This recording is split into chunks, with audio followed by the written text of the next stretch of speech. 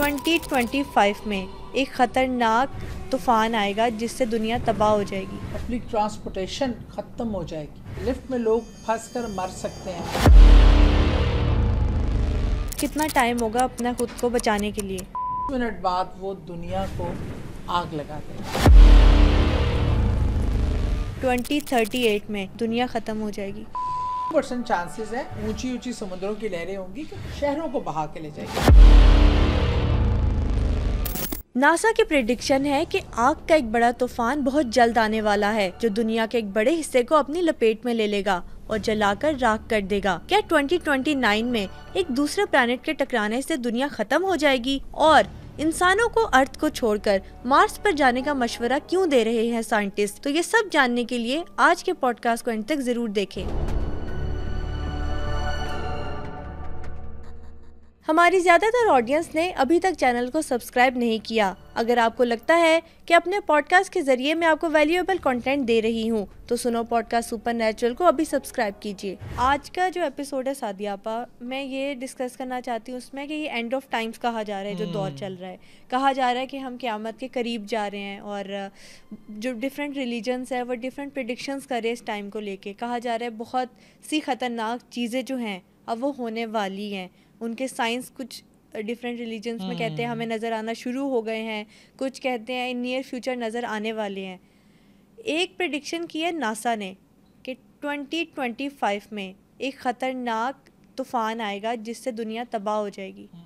क्या है वो तूफ़ान? एक तो नासा जो है ना वो लोगों को बहुत ही डराता है। हमेशा हर टाइम पे कोई ना कोई ऐसा, कभी कोई सितारा आ रहा है, कभी शहाब साकिब बड़ा आ रहा है, कभी कोई आ रहा है। इस तरह की लोगों के लिए ना बड़ी अलार्मिंग खौफ फैल जाता है। लेकिन नासा की अब जो मैं आपको बताने जा रही हूँ, जिसका आपने भी जिक्र किया कि 2025 के हवाले से जो एक थ्रेट है कि एक हम जिसको बोल सकते हैं कि सोलर फ्लेयर जो है वो। ये सोलर फ्लेयर है क्या? अच्छा, मैं आपको बताती हूँ। अब हमारा जो सूरज है, जो रोशनी का और एनर्जी का मंबा है, इसमें सारा टाइम इसमें क्या होता रहता है, एक जोड़ तोड़ अंदर ये जो रिएक्शंस और एक्शंस होते रहते हैं।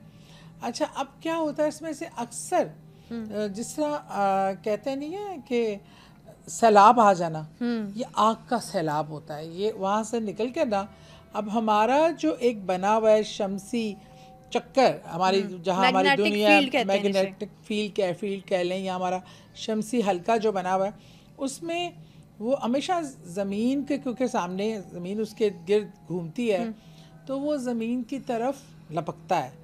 और वो तो अल्लाह ताला ने हर जो कायनात बनाई है वो इतनी साइंटिफिक, और क्या उसका तरीक़ेकार है कि उसको महफूज करने के लिए कि उसके इर्द गिर्द एक मैग्नेटिक वेव्स हैं जो इसको ज़मीन को हिट नहीं करने देती, बचा लेती हैं। अच्छा, और ये अक्सर व पेशतर सन में ये चीज़ें होती रहती हैं। अच्छा, अब जो पेशन गोई है 2025 के हवाले से, इसमें क्योंकि बहुत से लोग इसको डिफरेंट तरीके से, कोई रिलीजियस लोग, कोई मुख्तलिफ तबका ज़िंदगी से लोग इसको अलग तरीके से इसकी वजाहत करते हैं। नासा ने तो ये कहा कि इस तरह होने जा रहा है, और ये उसकी डिटेल हम आगे भी साथ साथ डिस्कस करेंगे। लेकिन किसी ने कहा कि ये कुर्बे क़यामत, हमारे मज़ाहिब के हवाले से हम जो कुर्बे क़यामत की निशानियाँ देखते हैं, अच्छा, उसके हिसाब से तो अभी पूरी नहीं हुई हैं। जो चीज़ें बिहेवियर काफ़ी हद तक पूरी हो गई हैं, लेकिन इमाम मेहदी का ज़हूर और सारा, फिर हज़रत ईसा अलैहिस्सलाम का आना और उनका जितना स्टे होना है, तमाम बातों पे हमारा तो एज़ ए मुस्लिम बिलीव है कि तबाही इस तरह के इंसिडेंट होते हैं, माजी में भी हुए हैं।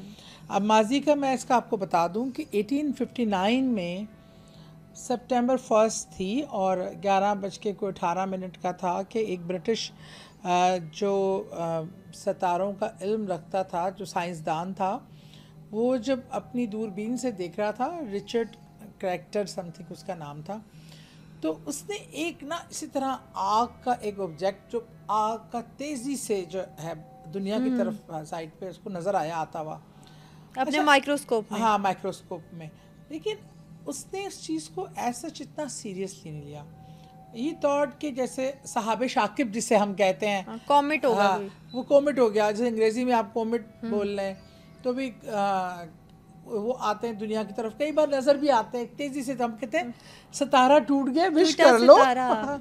कुछ यार, रिलीजन्स में बिलीव है, हाँ, टूटे सितारे को देख के कोई प्रे करो तो वो प्रे सच हो करो। जाता और है। कुछ ये भी कहा जाता है कि शैतान जो है ना, ये मौक्कलीनों को भेजता है अर्श से मुखबरियाँ खबरें लेने के लिए, और फरिश्ते उन्हें ये पत्थर मार के भेज फेंकते हैं उन पे, Okay. वहाँ से भगाते। इतनी किस्म की थ्योरी है इसके हवाले से। लेकिन असल में वो एक सोलर फ्लेयर जो हुआ उसका एक काफ़ी बड़ा पार्ट था जो आया। अच्छा, इसकी गलती ये हो गई कि इसने जस्ट इग्नोर कर दिया और उसको लेकिन रिपोर्ट नहीं किया। जैसे कि इसके बारे में दूसरे साइंसदानों को या उन इदारों को जो सिक्योरिटी का इस हिसाब से देखते हैं कि ज़मीन की सिक्योरिटी को मेक श्योर करते हैं, उससे उसने नहीं किया, ये उसको बताया। और बात यहीं ख़त्म नहीं हो जाती। सेकेंड सितंबर को एक आसमान पे कोसे कज़ा के रंग जैसे होते हैं, वो छोटे छोटे ज़र्रात थे कि उसका पता नहीं कोई ख़ास नाम भी होता, कि वो फैले हुए कोसे कज़ा के रंग, और इतनी की रोशनी थी कि इवन जो लोग अपना दिन का टाइम समझ के अपने काम शुरू कर दिए कि शायद दिन हो गया, इतना रोशन हो गया आसमान। अच्छा जी, अब लेकिन जब ये जैसे जैसे बढ़ा ये, क्योंकि तमाम उस टाइम तो खैर नई नई बिजली दरियाफ्त हुई थी और लिमिटेड इस्तेमाल था, इतना ज़्यादा नहीं था, तो वो जो है ये उसने इलेक्ट्रिसिटी की जितनी अप्लाइंसेस थी, चीज़ें थी, जो टावर्स थे, उन सब को ना उड़ा दिया, क्योंकि वो इतनी उसमें मैग्नेट पावर और उसमें जो है एनर्जी, खुद अपने अंदर इतनी एनर्जी थी कि उसने सारे इलेक्ट्रॉनिक्स जो थे, ऐसे तमाम चीज़ें जो इसका इलेक्ट्रिक से सिस्टम से कोई ताल्लुक़ था, हॉस्पिटल्स में पूरा इलेक्ट्रिसिटी सिस्टम पूरे जब इस एरिया को हिट किया, उड़ गया, तो इसमें 30,000 पेशेंट ही हॉस्पिटलों में की डेथ हो गई, और लोगों को बहुत बड़ी तादाद में करंट लगा अपने ही अप्लाइंसेस से, क्योंकि उसमें एक पावर, एक ख़ास पावर होती है हमारे उसमें, ताकि उसकी सरफेस पे बिजली नहीं होती, वो उस बिजली से चल रहा होता है। लेकिन इतनी बड़ा एनर्जी हिट हुआ कि समझे कि एक आम फ्रिज है, कोई छोटी मोटी इस्तेमाल की चीज़ें, उन्होंने इतनी ज़्यादा बिजली, हम कहते हैं 440 का झटका, उससे भी कहीं ज़्यादा पावर के झटके लगे, और उससे जो है वो बहुत सारी तबाही हुई। काफ़ी लोग उसमें अपनी जान से भी गए। तो वो लेकिन ये एक अजीब बात थी कि ये लोग, ठीक है ये बहुत स्ट्रेंज हुआ, सब कुछ हुआ, लेकिन तबाही फिर भी, क्योंकि इतना मुल्क दुनिया इतना इलेक्ट्रॉनिक्स पे नहीं थी या इतना इसको, और वो इतना बड़ा भी साइज़ में नहीं था, फिर भी उसने इतनी आबादी को, इतनी दुनिया को हिट किया। अच्छा सादिया आपा, अभी जैसा कि आपने कहा कि 166 ईयर्स पहले जो सूरज का तूफान आया था, सनस्टॉर्म आया था, इसने इतनी तबाही मचाई। अगर इतने साल पहले वाला तूफान 30,000 लोगों की जान ले सकता है, तो अब तो पूरी दुनिया का 80% हिस्सा जो है वो बिजली इस्तेमाल कर रहा है। बिल्कुल, बल्कि मोर देन डैट, लोग तमाम इलेक्ट्रॉनिक पे ही आप चल रहे हैं। आपकी हर डिवाइस इलेक्ट्रॉनिक से रिलेटेड है, आपके घर की मशीनरी, आपके इर्द गिर्द आपका नेटवर्किंग सिस्टम, ये सारा इलेक्ट्रॉनिक पे है। अगर हम 163 ईयर्स पहले हम इतना डैमेज उठा चुके हैं, जबकि आज के हिसाब से अल्लाह ना करे उस तरह की चीज़ रिपीट होती है, जो कि नासा प्रिडिक्ट कर रहा है और बात कर रहा है। और आपको ये बताऊँ एक इंटरेस्टिंग बात, हम तो सुन रहे हैं ना, डिस्कस कर रहे हैं, यूरोप में इससे निपटने के लिए वो अपने लोगों को बाकायदा आगाही मुहिम कर रहे हैं। क्योंकि मैं नॉर्वे थी और पता चला कि जो नॉर्वे किंग है, जो सिस्टम को देखते हैं, वो लोगों से कह रहे हैं कि आप ड्राई फूड का जो स्टोरेज है ना, इसको आहिस्ता आहिस्ता ज़रूरियात ज़िंदगी, वो बंकर टाइप चीज़ें, पहाड़ों के अंदर गारें बनाना, ताकि वो उसका मिनिमाइज उस असर को कर सके जो कि होगा। इंसानी जानों को बचाने के लिए उनकी एक्सपर्टीज़, उनको हदायत दी गई है कि आपने हमेशा अपनी ज़रूरत के बैग्स रेडी, उनको आज से तय करना, अपनी मेडिसन्स, अपनी खाने पीने की ड्राई फ्रूट्स, जैसे ड्राई फ्रूट्स की जो फूड ड्राई की सूरत में होते हैं जो ज़्यादा से ज़्यादा चल सकें ऐसे ही। और गाड़ियाँ भी आज आपकी सारी जो है पब्लिक ट्रांसपोर्टेशन ख़त्म हो जाएगी, उड़ जाएगी, लिफ्टें काम करना छोड़। आज किस ज़माने में कितनी लंबी हैं बिल्डिंगें, उनमें आप लिफ्ट के बगैर, लिफ्ट में लोग फंस कर मर सकते हैं। पता नहीं, इतना खौफनाक नक्शा है अगर हम आज पे अप्लाई करते हैं। आज हॉस्पिटल, वेंटिलेटर, तमाम चीज़ें इलेक्ट्रॉनिक्स, हमारी ज़िंदगी में एक मोबाइल से लेकर हमारे खाने पीने का फ्रिज, इलेक्ट्रॉनिक्स, हम बाल भी ये जो सेट करते हैं उन्हीं डिवाइसेस से करते हैं। और उसमें कि समझें कि अगर हम 163 ईयर्स पहले की बात करें तो उससे आज का अगर हम करें 1000 टाइम्स ज़्यादा ये ख़तरनाक होगा, पावरफुल होगा। और अच्छा, अब उन्होंने एक स्यारा भी बीच में है जो इंफॉर्मेशन ट्रांसफ़र करता है किसी भी आने वाले ख़तरे। सूरज और चांद के दरमियान इन्होंने, नासा ने अपना एक सिस्टम ऐड किया हुआ है जो बताता रहता है, इन्फॉर्म करता है वर्ल्ड को। जैसा कि आप बता रही हैं कि एक स्पेशल सैटेलाइट बनाई गई है जो इस सोलर फ्लेयर के बारे में इंफॉर्मेशन देगी। अगर सैटेलाइट हमें बता देती है कि सोलर फ्लेयर आने वाला है तो हमारे पास कितना टाइम होगा अपना खुद को बचाने के लिए? अब मैं जो बात आपको बताऊंगी आप बहुत ही खौफनाक है। जब मैं इसको सुन रही थी, सोच रही थी, अल्लाह ना करे ऐसा कुछ हो, अल्लाह ही बचाने वाला है, अल्लाह ना करे। लेकिन सिर्फ 30 मिनट्स, ओनली 30 मिनट्स आप ज़मीन को टाइम जो मिलेगा ना, टाइम फ्रेम के, इसमें अपने आप को सेव कर लो। 30 मिनट्स में क्या हो सकता है? वन फाइन मॉर्निंग आपको अल्लाह ना करे हमें ये मैसेज मिलता है सेटेलाइट डिवाइस से कि जी वो आपकी तरफ सफ़र शुरू हो गया है, 30 मिनट बाद वो दुनिया को आग लगा देगा। मतलब अगर दुनिया को वो हिट करता है तो दुनिया वापस सूरज की तरह पूरी जलकर आग का गोला बन जाएगी। एक ज़माने में दुनिया आग का गोला ही पहले थी। साइंटिफिक रिसर्च करोड़ों साल पहले की बात है। वो आहिस्ता आहिस्ता ठंड कर उसमें ज़िंदगी के आसार पैदा हुए और वो कहते हैं वापस उस शेप में जा सकती है। अगर अल्लाह ना करे इस तरह हिट करता है और उस तादाद में नुकसान होता है तो उसके कहते हैं जो लोग बच भी जाएंगे ना, उनको स्किन की अजीब व गरीब डिजीज़ हो जाएंगी, उनका इम्यून सिस्टम इतना ख़राब हो जाएगा कि वो वैसे भी सरवाइव नहीं कर सकेंगे। तो मतलब ये नाउज़ बिल्लाह जो इनकी प्रेडिक्शन है, इसके हवाले से तो ऐसे लगता है जैसे उसके बाद गेम ओवर की हम बात कर सकते हैं। ये जो आपने बात कही है बिल्कुल, मैंने भी इसको इंटरनेट पे ऐसे ही सुना है, क्योंकि कहा जा रहा है कि जो सोलर फ्लेयर होगा उससे जो एनर्जी निकलेगी वो इस कदर तेज होगी जैसा कि कोई वोल्केनो है, जैसा कि जापान में न्यूक्लियर धमाका हुआ था तो वहाँ इतने अरसे तक मतलब ज़्यादा उसकी पोटेंसी होगी कि जिसका हम तस्वर ही नहीं कर सकते। वहाँ कितने सालों तक जो बच्चे पैदा हुए थे वो नॉर्मल बच्चे पैदा होते थे। तो मतलब ये अल्लाह ताला पता नहीं इसमें अल्लाह चाहे हमारा एज ए मुस्लिम ईमान है, हम समझते हैं जब तक क़यामत की पूरी निशानियाँ, तमाम चीज़ें जो अल्लाह ने कुरान में बताई हैं वो नहीं होगा तो हम क़यामत नहीं आएगी। सादिया आपा, ये तो आपने बहुत ही ख़तरनाक बात बताई कि इतना बड़ा आग का तूफ़ान अगले साल ही आने की नासा ने प्रेडिक्शन की है। कुछ और भी प्रेडिक्शन नासा की तरफ से की गई है, जैसा कि एक ये प्रेडिक्शन है कि 2038 में दुनिया ख़त्म हो जाएगी।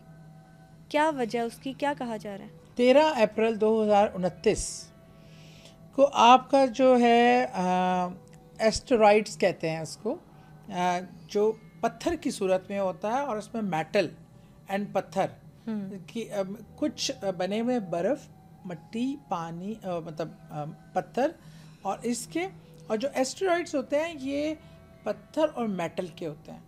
अच्छा, इसका इतना बड़ा साइज़ है जो जिनका मतलब समझें कि 1000 फुट लंबाई में चौड़ा है और उसकी मोटाई का अंदाज़ा तो हम लगा नहीं सकते।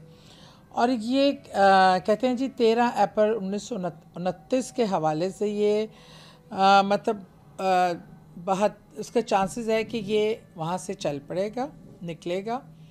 और ये 29 की भी पेशन गोई करते हैं और ये 38 की भी पेशन गोई करते हैं, क्योंकि हर 11 साल बाद ये जो मैग्नेट जो सूरज का ये एक पूरा सिस्टम होता है वो रिपेयर करता है ख़ुद को। ऐसे मौक़ों पे इस तरह की चीज़ें पैदा होती हैं, डेवलप होती हैं।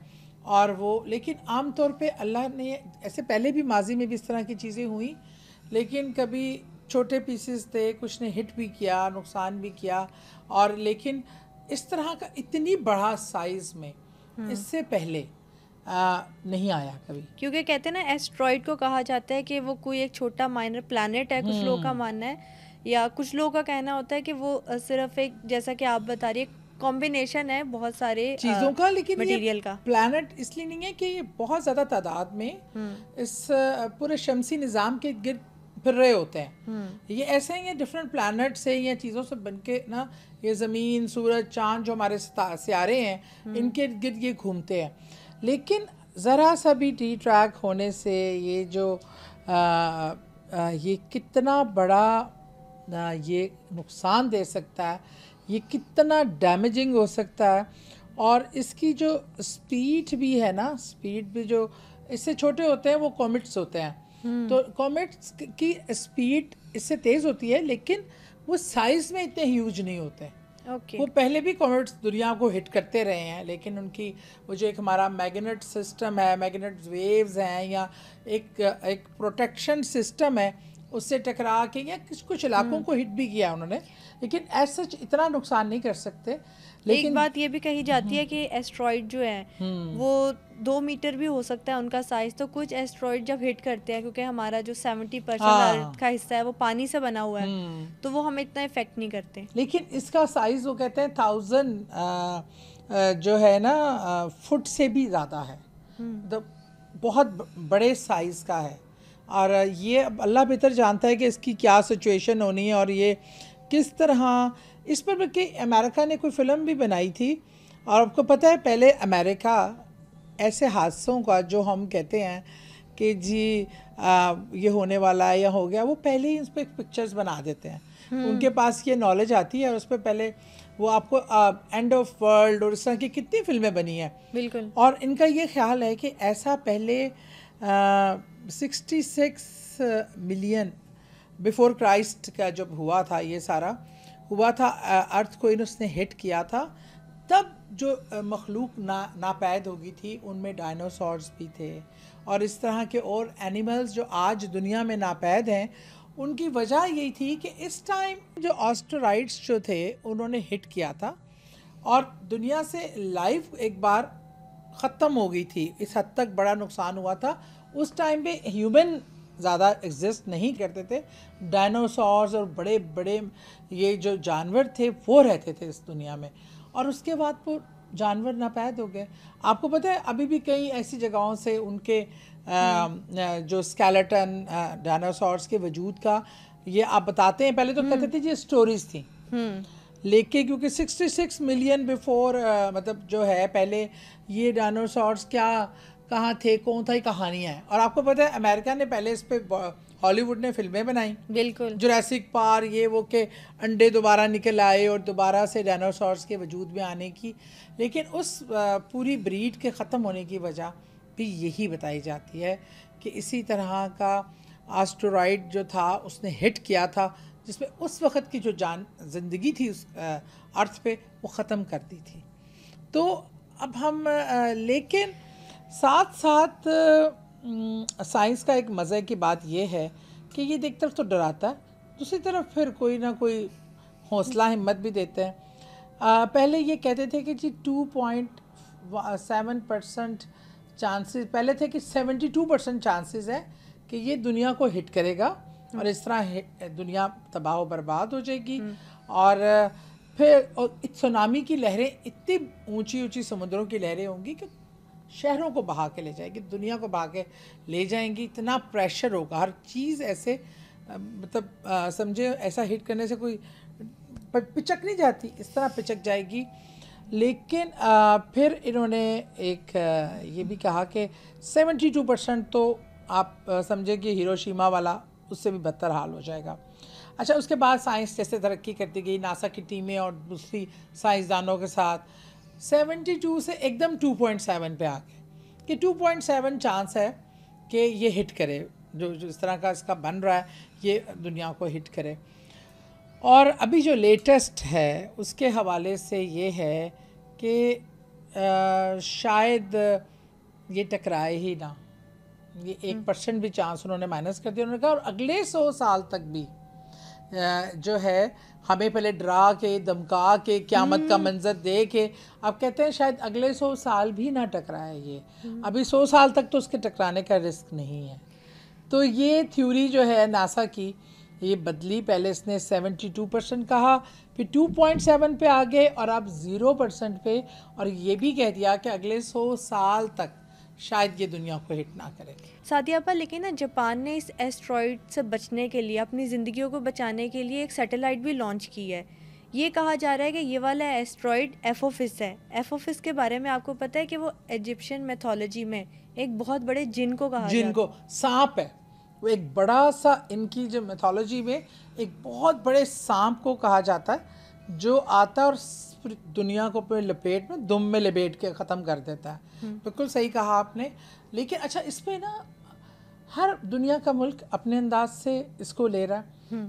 इसको सच या झूठ हम नासा को इसलिए कोट करते हैं कि इस हवाले से नासा एक नाम या हमेशा से अथॉरिटी माना जाता है, या उसकी जो रिसर्च है वो बहुत पहले से है। लेकिन जापान जितनी तरक्की कर चुका है, मैं समझती हूँ चाइना और जापान वो मुल्क हैं जितनी तरक्की, वो वैसे भी हर आने वाले ख़तरे से निपटने के लिए वो वक्त से पहले ही प्रिपरेशन कर लेते हैं। बिल्कुल ऐसे अब ही हम लोग अभी सोच ही रहे होते हैं और हमारा ख्याल होता है और कुछ नहीं होना, पाकिस्तान को कुछ नहीं हो सकता, हमारा ये ईमान होता है। और बहरहाल अल्लाह हमारे इस ईमान को कायम भी रखे हमेशा। और हमें ये है, अब बीइंग अ मुस्लिम अगर हम बात करते हैं तो हमारा एक ईमान है डे ऑफ जजमेंट पे, हमें पता है। अच्छा, जो क़यामत का नक्शा बताया गया उसमें भी यही है कि जो पहाड़ है वो रुई के गोलों की तरह हवा में मतलब बिखर जाएंगे, पानी जो है वो मतलब उबल के बाहर आ जाएगा, शहर मस्मार हो जाएंगे, ऐसी आवाज़ें होंगी कि माँओं की गोद से, मतलब माँ के पेट से बच्चा उस खौफ और उस आवाज़ से निकल जाएगा। तो मतलब इस तरह की जिस तरह की मेरी ब्रीफिंग, और हर माशरा अपने रिलीजियस बिलीव्स के साथ, अपने माशरती हालात के साथ मिलकर, अब जापान जैसा तरक्की याफ्ता मुल्क वो ये अफोर्ड कर सकता है कि वो अगले 100 साल की पॉलिसी बना ले और अपने लोगों को सिक्योर करने के लिए, और उनके लिए अपने सिटीजन्स की लाइफ इतनी इम्पॉर्टेंट भी है। बिल्कुल, कि उनको सिक्योर करने का, उनकी सेफ्टी का पहले सोचते हैं। मैं हैरान हो रही थी कि जब नॉर्वे भी मैंने देखा कि वो तो लोगों से प्रैक्टिकली चीज़ें जमा करवा रहे हैं, बाकायदा ऑर्डर आते हैं, अब आप ये रख लें, सर्दी का सामान, कार्डिगन्स इस तरह बक्सों में रखे रहें।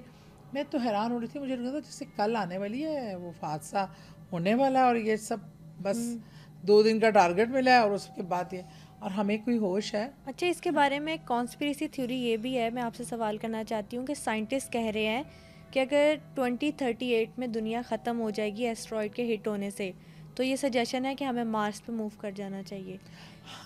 तो क्या यही वजह है कि मार्स पे ज़िंदगी भी डिस्कवर किया उन्होंने, और कुछ जो फेमस एक्टर्स हैं जैसे शाहरुख खान, उन्होंने चांद पे भी ज़मीन ख़रीद ली है, दुनिया तबाह हो जाएगी इसलिए लोग चांद पे ज़मीन ख़रीद रहे हैं? ये लोगों का इतना बिलीव है इस बात पे और इस तहकीक पे कि उनका बिलीव है कि बस 2038 एंड ऑफ वर्ल्ड है।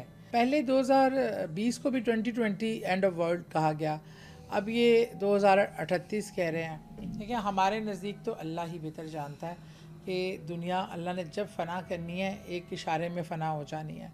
लेकिन ये जो मार्स में कहते हैं कि ज़िंदगी के मतलब हालात जो ना अर्थ के से मिलते जुलती इन्वायरमेंट है, वहाँ ह्यूमन सर्वाइवल चांसेस हैं। लेकिन मार्स पे कितने लोग जा सकेंगे, कैसे जा सकेंगे, इस खौफनाक हद तक की जो सारी, अगर इनको हम गौर करना बैठे ना तो लबीबा, मैं सोचती हूँ कि आप सब काम काज छोड़ के बैठ जाएं कि यार हमने तो बचना ही नहीं, इतने साल रह गए हैं। और हम तो चलो हमारे जैसे उम्र के लोग तो इतना साल जीने का कोई चांस भी नहीं है वैसे भी, लेकिन हम अपने बच्चों के बारे में और आने वाली नस्लों का सोचते हैं। तो एक अजीब सा खौफ, और अल्लाह से मैं दुआ करती हूँ कि अल्लाह ताला जो तेरे निज़ाम एक सिस्टम है, तू चाहे जब चाहे रुख मोड़ सकता है हवाओं का, बलाओं का, आफात का। अल्लाह हमारी इसी दुनिया को महफूज रखे, अपने ज़मान में रखे, और जब तक अल्लाह ने टाइम मुकर्रर किया हुआ है वो अल्लाह करे। तो उम्मीद बाकी है कि तहकीकात तो बहुत खौफनाक हैं, इसमें तो कोई दूसरी राय नहीं। अब मैं थोड़ा सा डिस्कस करना चाहती हूँ कि मुख्तलिफ रिलीजन्स में क्या एंड ऑफ टाइम्स के बारे में बिलीफ है। जैसा कि हमारा ये बिलीफ है कि हज़रत इमाम मेहदी अलैहिस्सलाम आएंगे, हज़रत ईसा अलैहिस्सलाम आएंगे। जो एंटी क्राइस्ट है उनके बिलीफ है कि दज्जाल आएगा, और हिंदुज़म में बिलीफ है कि काल्की आएगा। यानी तीनों अपने सेवियर का इंतज़ार कर रहे हैं, तब वो कहते हैं क़यामत आएगी। देखिए बात तो वो हिंदुइज़म हो, क्रिश्चियनिज़म, मसीही लोग हों या मुसलमान, ये बात तो सबकी है कि अभी हमारा तो अकीदा बीइंग अ मुस्लिम, मेरा 100% यकीन है और होना भी चाहिए कि जो अल्लाह ने तरतीब दी है कि जिसने कब ज़ाहिर होना है और फिर क्या क्या वाक़यात होने हैं, हालात होने हैं, वो वैसे ही होगा।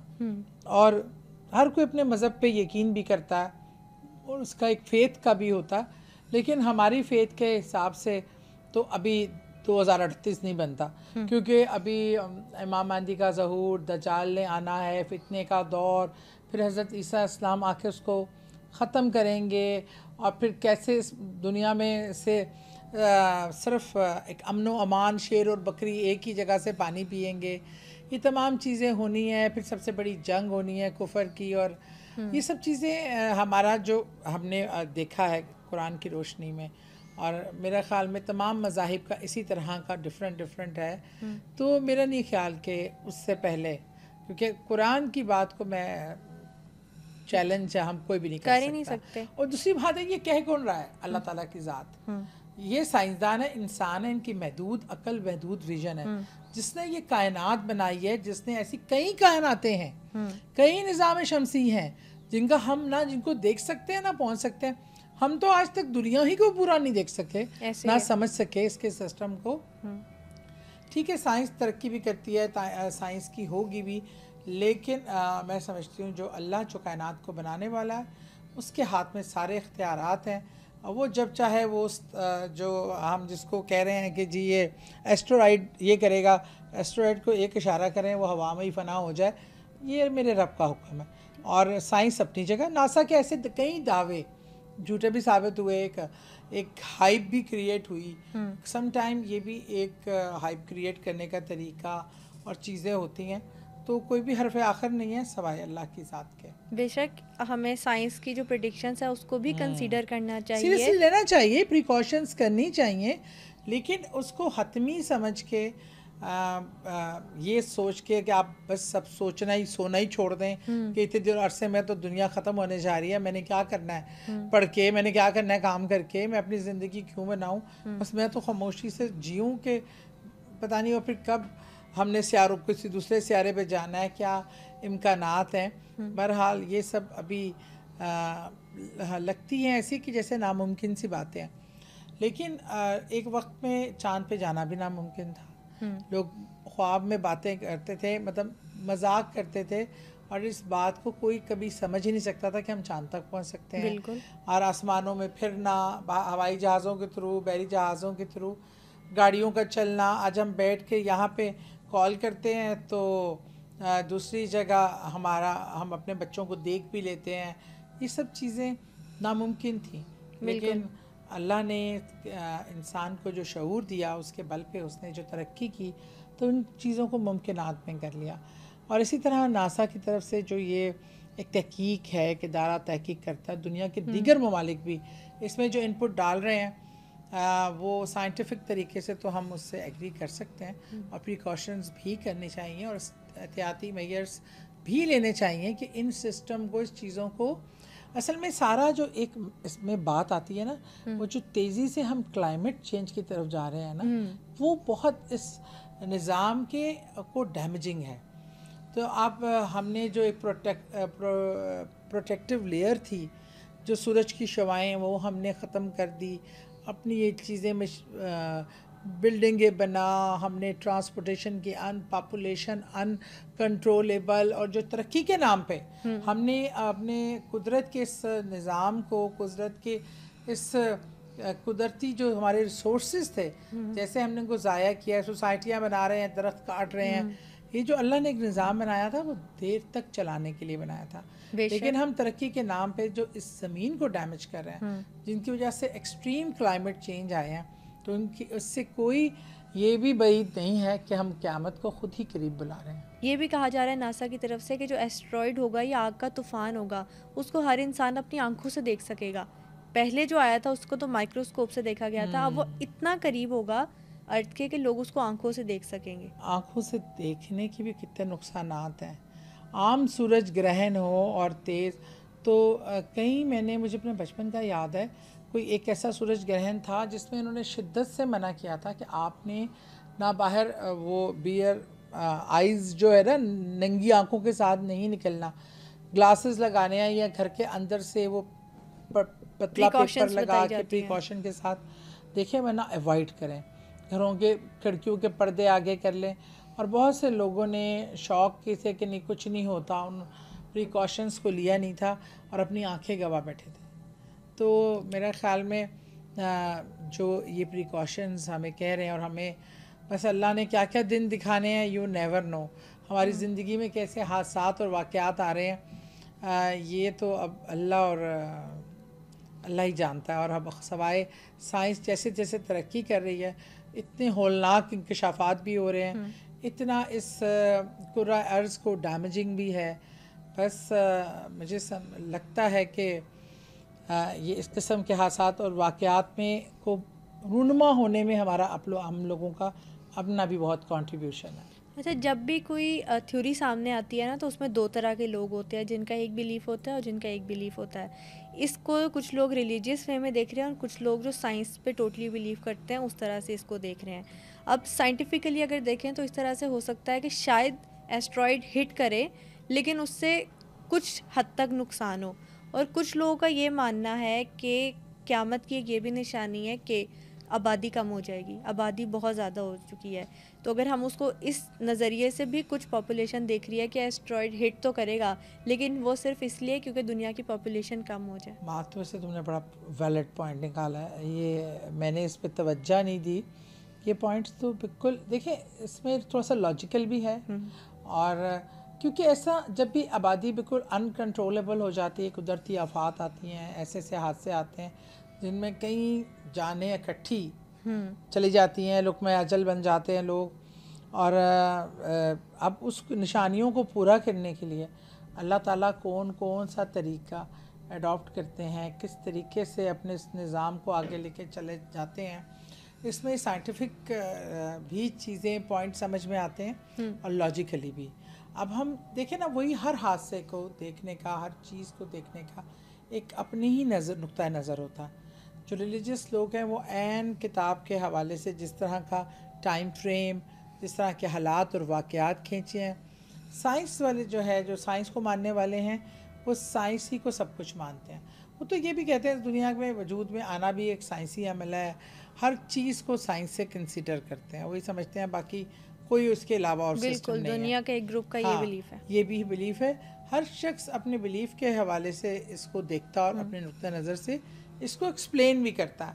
लेकिन एंड ऑफ द डे जो मास्टर ऑफ ऑल मास्टर्स है, अल्लाह ताला की ज़ात ही है। हमें गैब का इल्म नहीं है, हमें ये नहीं पता आने वाला। अभी हम प्रेडिक्शन तो कर सकते हैं साइंसी एतबार से, लेकिन ऐसे कई बार हुआ, मैंने अपनी होश में ऐसे कई वाक़यात सुने कि जी ये आके हिट कर रहा है, वो हो रहा है, और एंड ऑफ द डे जी लास्ट मोमेंट पे उसने अपना रास्ता बदल लिया। अब याद है पिछले सीज़न में कराची के हवाले से समुद्री तूफ़ान की पेशन गोई थी कि वो आ रहा है और कराची को हिट करेगा, इतने बह जाएंगे ये वो, और हम लोग लम्हा ब लम्हा दुआएं और उसका अपडेट लेते थे। जहाँ साइंस ख़त्म होती है वहाँ से अल्लाह की रज़ा शुरू होती है। बिल्कुल सब ने दुआएं मांगना, अल्लाह की पता नहीं किसकी दुआ, क्या आफत थी। अल्लाह ताला दिखाता है कि मैं कहार भी हूँ, मैं जब्बार भी हूँ। बेशक है। फिर जब लोग गिड़गिड़ाते हैं और अल्लाह से इल्तिजा करते हैं, तो फिर वो कहते हैं कि बेशक मेरी रहमानियत और मेरा रहीम होना मेरी तमाम खसूसियात पे भारी है, तो वो बचाने वाला भी हुआ है। तो मतलब ऐसे मौत सरों पे देखी, लोग घरों को छोड़े भागे, लोगों ने सामान उठाए, बच्चों को लेके मूव कर गए कि अभी सामान इतने घंटे में हिट हो रहा है। और जैसे ही साहिल समुंदर कराची के पास वो पहुंचा, ऐसे बैठ गया जैसे कभी उठा ही नहीं था। ये मेरे रब की शान है। इसलिए मैं इन प्रेडिक्शन पे एक हद तक तो ठीक है, हमें मानना भी चाहिए, एक सिस्टम है, लेकिन उससे ज़्यादा मुझे अपने रब की ज़ात पे एक यकीन और एतमाद है कि अगर हम लोगों ने ऐसे ही, अल्लाह ने हमारा अंजाम लिखा है और इस तरह के हादसे की बदौलत, तो हम में से कोई रोक नहीं सकता, ना कहीं भाग सकता है। आप मौत से नहीं भाग सकते, कहीं भी छुप जाएंगे कहीं पे, तो अगर ज़मीन अफेक्ट होगी तो बाकी सियारे भी अफेक्ट होंगे, बचेगा फिर कोई भी नहीं। तो ये ऐसा सिस्टम है, इसमें ब्रेक आया तो वो सबको ले जाएगा। बिल्कुल सही बात कही आपने सादिया आपा, and thank you so much. आपने आज जो नासा की खौफनाक प्रेडिक्शंस थी इस पर हमसे बात की, हमारे साथ बहुत सारी नॉलेज शेयर की, क्योंकि बहुत ज़रूरी था। और पॉडकास्ट के लास्ट पे मैं ये कहना चाहती हूँ कि जो सादिया आपा ने सारी बातें शेयर की, या मैंने जो सारी बातें की, वो नासा की वेबसाइट पे अवेलेबल है। 2025, 2029 और 2038 के बारे में जो भी प्रेडिक्शन है वो सारी नासा की वेबसाइट पे और इंटरनेट पर अवेलेबल है। जो ऑडियंस देखना चाहती है वो वहाँ से टैली करके हमें कमेंट सेक्शन में भी बता सकती है कि वो क्या सोचती है। बिल्कुल, वो भी बता सकती है, और कहीं कमी पेशी हमारी यादाश्त के हवाले से या कोई रह गई तो उसमें भी रहनुमाई कर सकती है। Thank you so much Sadia आपा, आज आपने बड़ा ही खौफनाक तो कहूँगी कि, लेकिन सोच का एक दरवाज़ा भी आपने खोला अपनी नॉलेज के साथ। Thank you so much for coming. आज के पॉडकास्ट में 2025 में आने वाले आग के तूफान, 2029 और 2038 में की जाने वाली एस्ट्रॉइड की प्रेडिक्शन के बारे में हमने डिस्कशन की। इन तमाम प्रेडिक्शंस के बारे में आपकी क्या राय है, कमेंट सेक्शन में हमारे साथ ज़रूर शेयर कीजिएगा। Till then, next tune.